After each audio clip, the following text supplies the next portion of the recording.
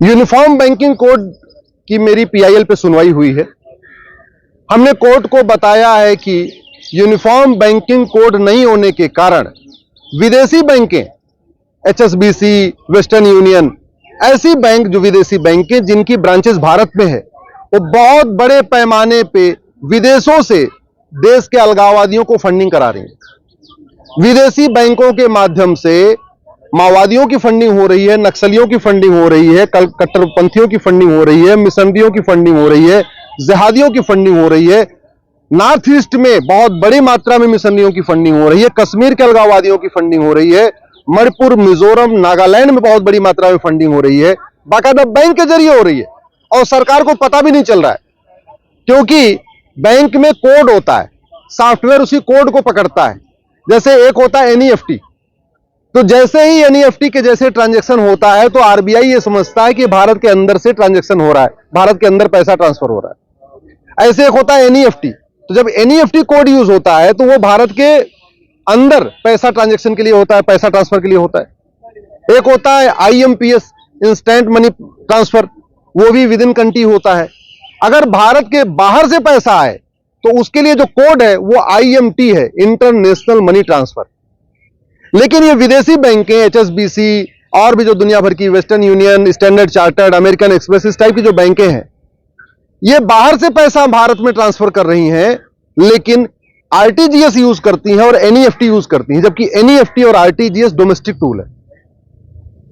Supreme court bar बार वित्त मंत्रालय से पूछ रहा है कि ये ऐसा क्यों हो रहा है, जब विदेशों के लिए आईएमटी यानी इंटरनेशनल मनी ट्रांसफर कोड है, तो ये विद इन कंट्री यूज कैसे हो रहा है। आरबीआई से भी पूछ रहा है, लेकिन अभी तक न तो वित्त मंत्रालय ने जवाब दिया, न तो आरबीआई ने जवाब दिया। मुझे समझ में नहीं आ रहा है कि वित्त मंत्रालय और आरबीआई अपना जवाब देने से क्यों भाग रहे हैं। एक यूनिफॉर्म बैंकिंग कोड बनाने में क्या समस्या है? हम ये कह रहे हैं कि आप एक यूनिफॉर्म बैंकिंग कोड बनाइए कि डोमेस्टिक ट्रांजैक्शन के लिए, भारत के अंदर ट्रांजैक्शन के लिए आईएमपीएस होगा, एनईएफटी होगा, आरटीजीएस होगा, या अगर कुछ और भी करना तो भी कर लीजिए। लेकिन जो विदेशी ट्रांजैक्शन होगा उसमें ये डोमेस्टिक टूल यूज नहीं होगा। अभी क्या हो रहा है, ट्रांजैक्शन बाहर से हो रहा है, लेकिन एनईएफटी आरटीजीएस है तो आरबीआई का सॉफ्टवेयर या स्टेट बैंक का सॉफ्टवेयर, जिस भी बैंक का सॉफ्टवेयर, उसको समझ में नहीं आता ये पैसा बाहर से अंदर आया, अंदर से बाहर गया, या भारत के अंदर से ट्रांसफर हो रहा है। बहुत बड़ा घोटाला है। किसान आंदोलन के समय बहुत बड़ी फंडिंग हुई थी इसी तरीके से, आरटीजीएस, एनईएफटी के जरिए, ऑस्ट्रेलिया से, कनाडा से, बाकी जगहों से। इसी तरीके से अभी जो हमने ये यूपीआई को बाहर अलाउ किया है, जैसे यूपीआई से विदेशों से भी ट्रांजैक्शन हो सकता है, लेकिन इसका दुष्परिणाम ये हो रहा है कि यूपीआई में विद इन कंट्री ट्रांजैक्शन हो रहा है या आउटसाइड कंट्री ट्रांजैक्शन हो रहा है, इसके लिए कोड नहीं है। अब यूपीआई के जरिए अगर अरब से कोई पैसा भेजेगा, कनाडा से पैसा भेजेगा, कहीं से भेजेगा, तो सरकार को पता कैसे चलेगा कि ये अंदर से पैसा भेजा गया या बाहर से पैसा भेजा गया? अभी जैसे बैंक वाले माध्यम यही हो रहा है, बैंकों के जरिए बाहर से पैसा आ रहा है, सरकार सोच रही है तो अंदर से अंदर का पैसा है, एक्चुअल में वो बाहर से फंडिंग हो रही है।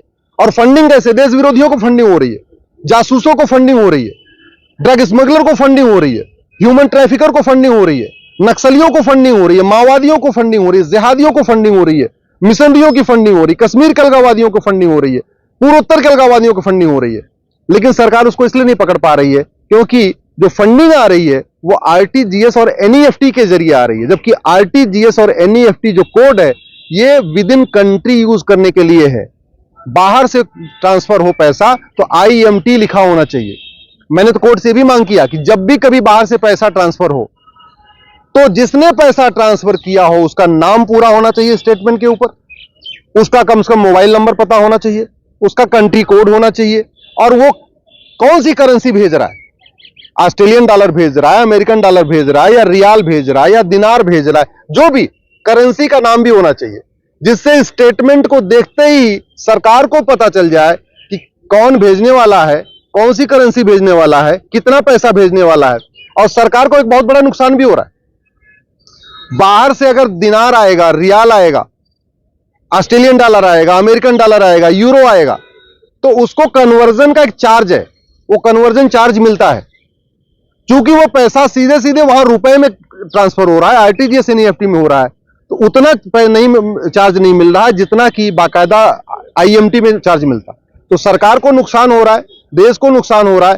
फायदा किसको हो रहा है? अलगाववादियों को, कट्टरपंथियों को, ड्रग स्मगलर को, जिहादियों को, मिशनरियों को। मैं आशा करता हूं अगली सुनवाई के पहले, अभी तो वित्त मंत्रालय को 4 सप्ताह का समय दिया है, आरबीआई को भी 4 सप्ताह का समय दिया है, लेकिन मैं गृह मंत्री जी से निवेदन करता हूं, वित्त मंत्री जी से निवेदन करता हूं, इस मामले को देखें, भारत में एक यूनिफॉर्म बैंकिंग कोड लागू करें। नहीं तो जैसे मणिपुर जल रहा है, कल को नागालैंड जलेगा, मेघालय भी जलेगा, कल को केरल भी जलेगा। बहुत बड़ी फंडिंग आ रही है विदेशों से बैंकों के जरिए, उसका एक ही समाधान है, यूनिफॉर्म बैंकिंग कोड। जब तक ये लागू नहीं होगा तब तक विदेशी फंडिंग को पकड़ पाना मुश्किल ही नहीं, नामुमकिन है। हमारे चैनल के साथ जुड़ने के लिए सब्सक्राइब करें और बेल नोटिफिकेशन दबाना ना भूलें।